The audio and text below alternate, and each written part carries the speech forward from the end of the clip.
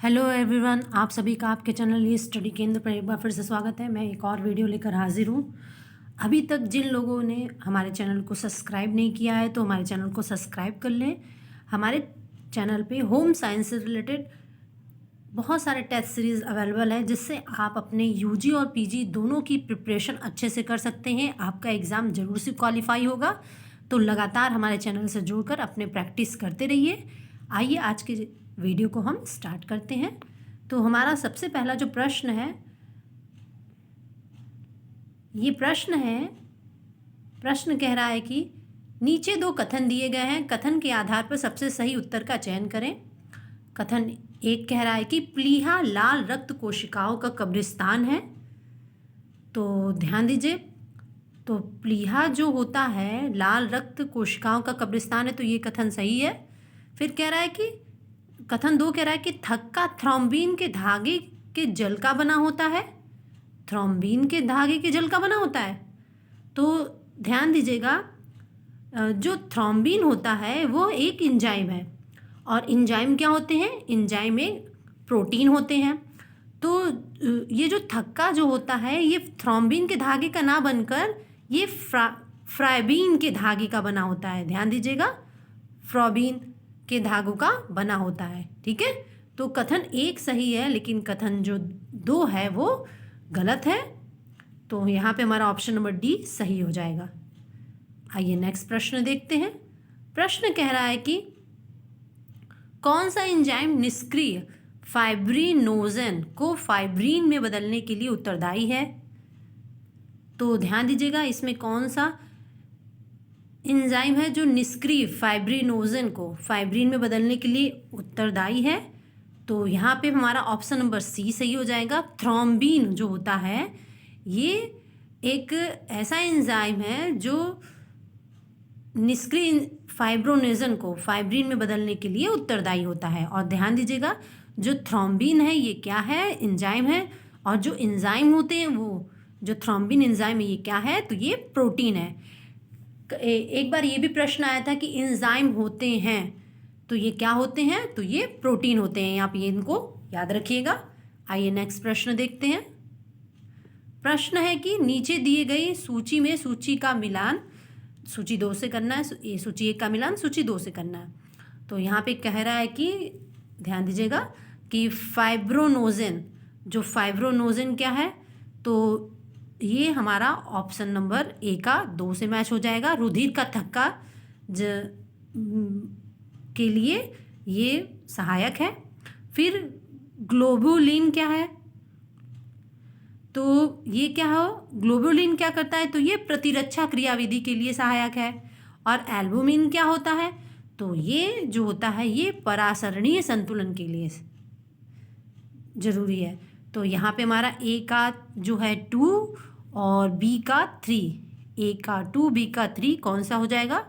तो ए का 2 बी का 3 ऑप्शन नंबर डी हमारा सही हो जाएगा, और सी का 1। आइए नेक्स्ट प्रश्न देखते हैं। प्रश्न है कि यकृत निवाहिका सिरा द्वारा यकृत में रुधिर कहाँ से आता है? अमाशय, किडनी, हृदय या आंत? तो ध्यान दीजिएगा, जो यकृत निवाहिका सिरा होती है यानी कि हिपैटिक पोर्टल सिस्टम, इसमें जो रुधिर है ये कहाँ से आता है? तो यहाँ पे हमारा ऑप्शन नंबर जो है डी सही हो जाएगा, आंत से।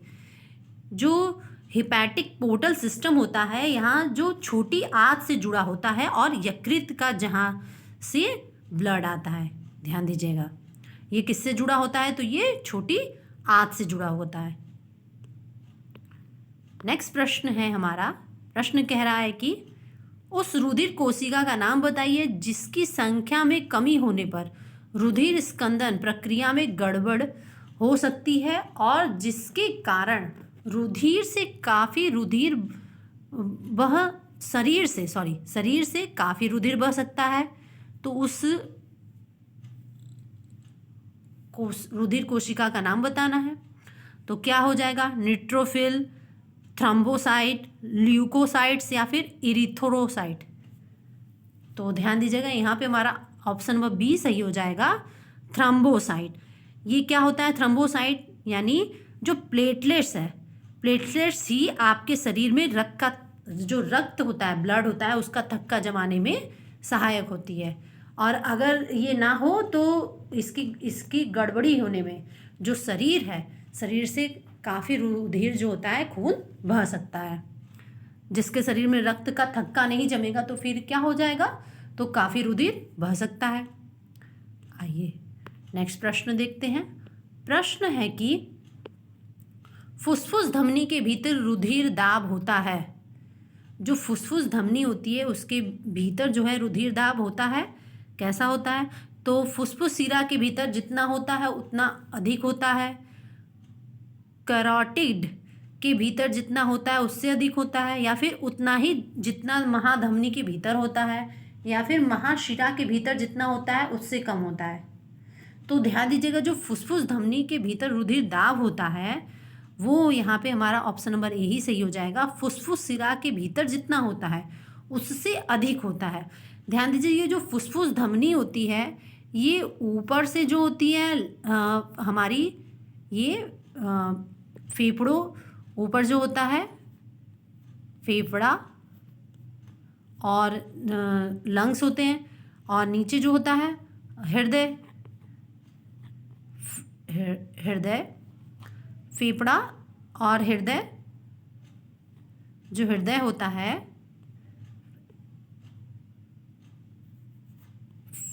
फेफड़ा और हृदय। अब ये क्या होता है कि यहाँ से ब्लड इधर आता है और इधर से फिर वापस ये एक दूसरे के ऊपर क्या बनाती हैं? दाब बनाती हैं। तो इधर जो होता है ये क्या होगा? लो प्रेशर रहेगा, और इस साइड क्या होता है? हाई प्रेशर रहता है। तो अब इससे क्या होता है कि यही चीज़ पूछ रहा है कि फुफ्फुस धमनी के भीतर जो होता है रुधिर दाब होता है, तो कैसा होगा? तो फुफ्फुस शिरा के भीतर जितना होता है उससे क्या हो जाएगा? अधिक होगा।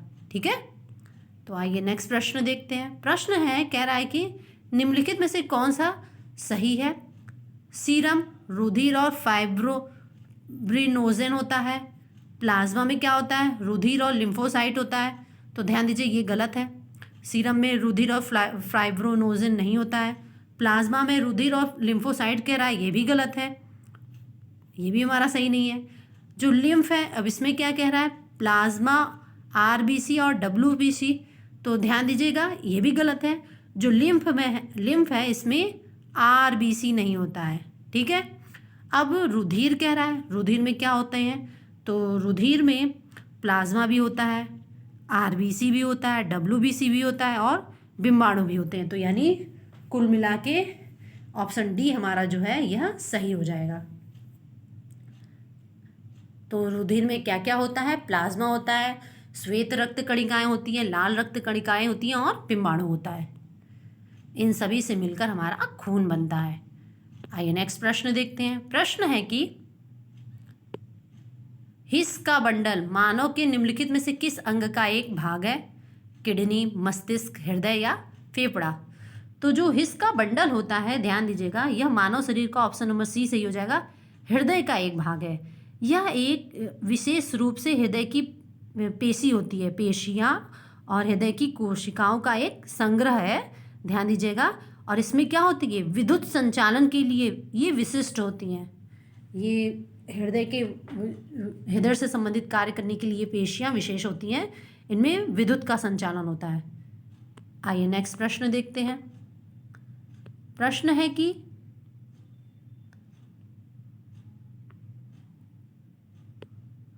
रोगों को व्यापक रूप से संक्रामक और असंक्रामक रोगों में वर्गीकृत किया गया है। नीचे दी गई सूची में संक्रामक रोगों को पहचानें।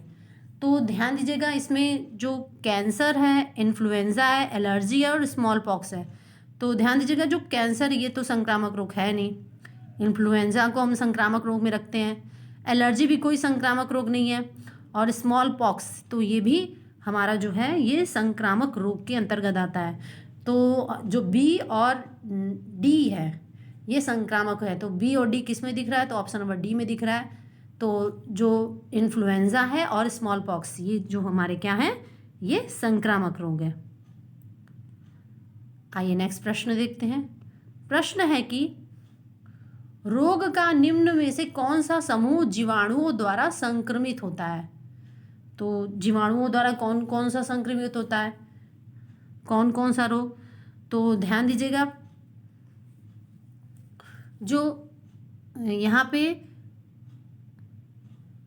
हैजा है और टिटनस है, टाइफाइड और चेचक है, टिटनेस और गलसुआ है, और हर्पीज और इन्फ्लुएंजा है। तो इसमें से कौन सा रोग है जो जीवाणुओं द्वारा संक्रमित है, संक्रमण से होता है। तो ध्यान दीजिएगा, जो हैजा, टिटनस और टाइफाइड है ये बैक्टीरिया से होने वाला रोग है, और जो गलसुआ, चेचक, हर्पीज और जो इन्फ्लुएंजा है ये वायरस से होता है, और जो हैजा है ये विब्रियो कोलेरा वायरस से होता है, और जो टिटनस है ये क्लोस्ट्रीडियम टिटैनी नामक वायरस टिटैनी से होता है। ठीक है, तो यहाँ पे ध्यान दीजिए, जो जीवाणुओं द्वारा होने वाला रोग है तो ये हो जाएगा हमारा हैजा और टिटनेस। ऑप्शन ए हमारा सही हो जाएगा, जीवाणु द्वारा संक्रमण से होता है।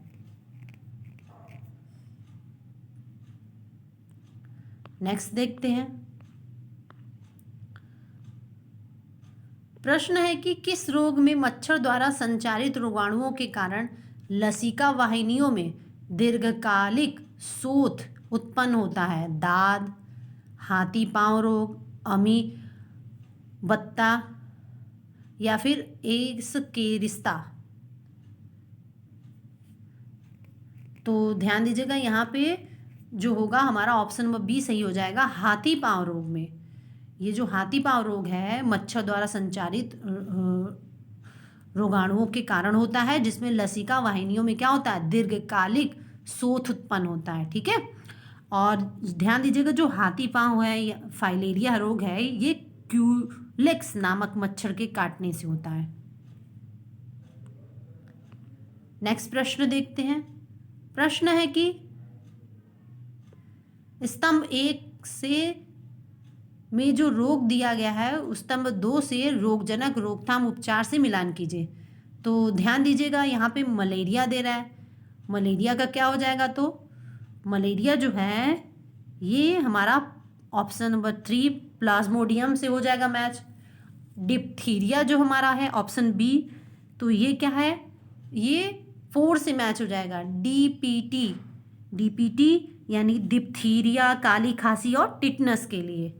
और ये जो जननिक परिसर्प है ये किससे हो जाएगा, तो ये ऑप्शन नंबर 2 से मैच होगा, हर्पीज सिप्लेक्स विषाणु। ध्यान दीजिएगा ये गलत हो गया है।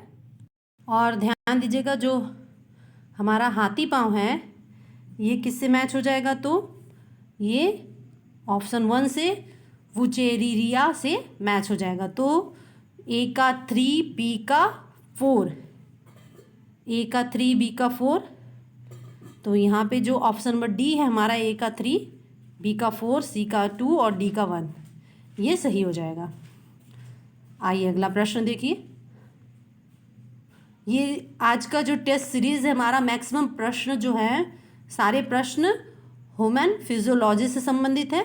वीडियो अच्छा लगे तो लाइक ज़रूर से करिएगा और हमें कमेंट करके बताइएगा कि आपके कितने प्रश्न सही हुए। आइए नेक्स्ट प्रश्न देखते हैं। प्रश्न है कि यकृत का सिरोसिस किससे संबंधित है, धूम्रपान से, कोकेन से, अफीम से या अल्कोहल से।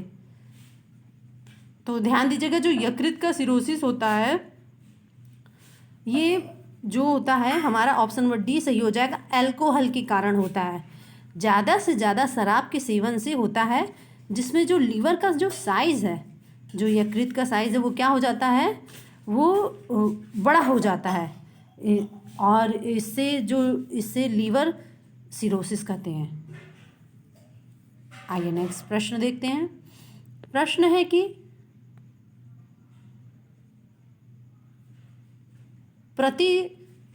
प्रतिरक्षीकरण या टीकाकरण का सिद्धांत प्रतिरक्षा तंत्र की डैश के गुण पर आधारित है, किसके, स्मृति, उदासीनीकरण, स्मंदरमन या फिर रेनिंग। तो ध्यान दीजिएगा ये किस सिद्धांत पर आधारित है। तो ये जो टीकाकरण या प्रतिरक्षीकरण होता है, ऑप्शन ए हमारा सही हो जाएगा। ये स्मृति पर आधारित है। जो इसमें होता क्या है कि ये हमारी मेमोरी सेल में स्टोर रहती है, और जैसे ही उस बीमारी से संबंधित जो बैक्टीरिया है, कीटाणु या वायरस जो भी हमारे शरीर पे जब प्रभाव में आते हैं तो वो अपना प्रभाव दिखाना शुरू कर देती है, हमें उस रोग से बचाती है, उस बीमारी से हमारे शरीर की क्या करती है, रक्षा करती है वैक्सीनेशन के माध्यम से। आइए नेक्स्ट प्रश्न देखते हैं। प्रश्न है कि एक व्यक्ति के शरीर में इंटरफेरॉन बनते हैं, संभवतः निम्न में से किसी से संक्रमित होगा। किस रोग से संक्रमित होगा, यहाँ पे रोग से होना चाहिए था। टिटनेस, मलेरिया, मिजल्स या टाइफाइड। तो ध्यान दीजिएगा जो टिटनेस जो है ये बैक्टीरिया से होने वाली बीमारी है, मलेरिया जो होता है ये प्रोटोजोआ से होता है, और टाइफाइड भी जो है ये बैक्टीरियल डिजीज़ है। लेकिन यहाँ पे जो इंटरफेरॉन होता है ये क्या है, वायरस डिजीज़ है। और यहाँ पे हमारा कौन सा रोग संक्रमित से होगा, तो इंटरफेरॉन से। तो ऑप्शन नंबर हमारा सी सही हो जाएगा, मीजल्स जो होगा ये।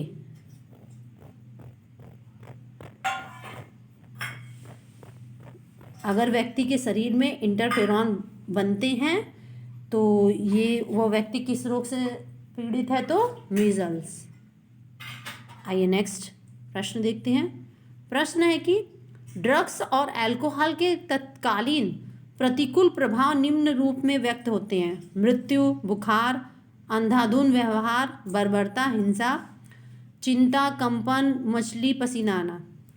तो ध्यान दीजिएगा यहाँ पे हमारा क्या हो जाएगा, ऑप्शन नंबर सी सही हो जाएगा। अगर व्यक्ति ड्रग्स या और अल्कोहल के ज़्यादा सेवन कर लेता है तो इसका प्रतिकूल प्रभाव व्यक्ति के ऊपर क्या पड़ता है कि वो कोई भी कार्य अंधाधुंध, जैसे देखते हैं कि कुछ लोग झगड़ा ही अंधाधुंध करने लगते हैं, और बर्बरता, हिंसा उसके अंदर कुछ ज़्यादा ही आ जाती है, मतलब अपने पावर से, कैपेसिटी से ज़्यादा काम वो कर सकता है। आइए नेक्स्ट प्रश्न देखते हैं। प्रश्न है कि रोग जनकों की अनुक्रिया में डैश हमारे शरीर में प्रोटीन की सेवा उत्पन्न करते हैं ताकि वह रोग जनकों से लड़ सके।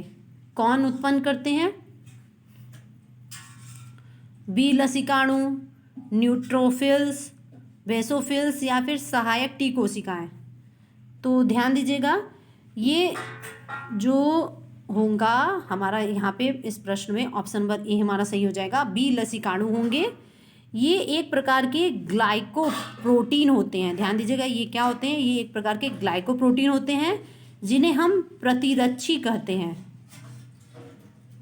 ये बी लिम्फोसाइट होते हैं। ध्यान दीजिएगा लसिकाणु यानी कि बी लिम्फोसाइट्स। नेक्स्ट प्रश्न है, कैंसर उत्पन्न करने वाले जीन्स हैं कौन से? तो संरचनात्मक जीन्स, ओंकोजीन्स, नियामक जीन्स या अभिव्यक्ति जीन्स। तो जो कैंसर उत्पन्न करने वाले जीन होते हैं, जीन, वो ऑप्शन नंबर हमारा बी सही हो जाएगा, ओंकोजीन्स होते हैं। और ध्यान दीजिएगा एक बार ये भी प्रश्न पूछा गया था कि कैंसर के अध्ययन को कहते हैं, तो ये भी क्या हो जाएगा, इसको भी याद रखिएगा, ऑन्कोलॉजी। कैंसर के अध्ययन को क्या किया जाता है? जो कैंसर रोग के उपचार, निदान और से संबंधित जो अध्ययन किया जाता है तो उसको ऑन्कोलॉजी कहा जाता है।